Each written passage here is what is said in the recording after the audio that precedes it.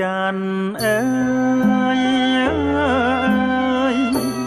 រះភ្លឺត្រចង់វងចានផោផង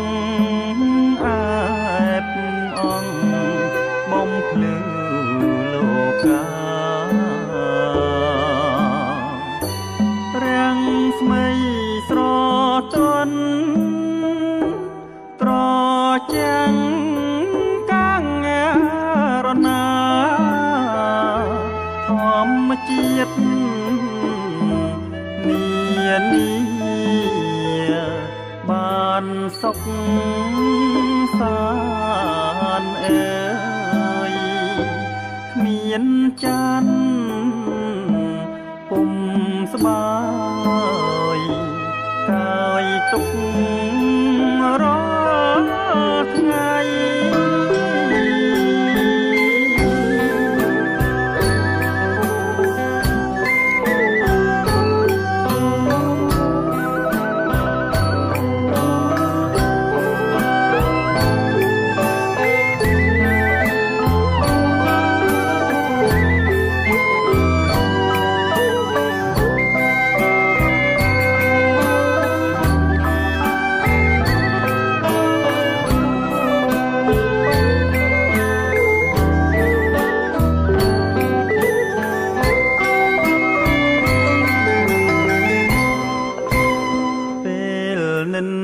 ស្រីងើយងារកណ្ដាលរាត្រីក្រៀមក្រំហារតីព្រួយភ័យ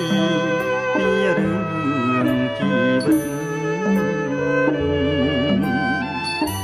បានឃើញដួងចានឆាយាល្អពិតអង្អើដួងចិត្តទុកខា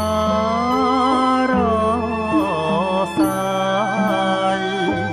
ទ្រូងផុតខ្វល់ខ្វាយរស់មានសង្ឃឹមចានអើ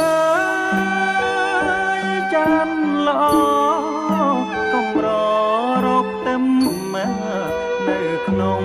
លោកកាចានអើយខ្ញុំសូមប្រាថ្នាជួបចានរៀងរហូត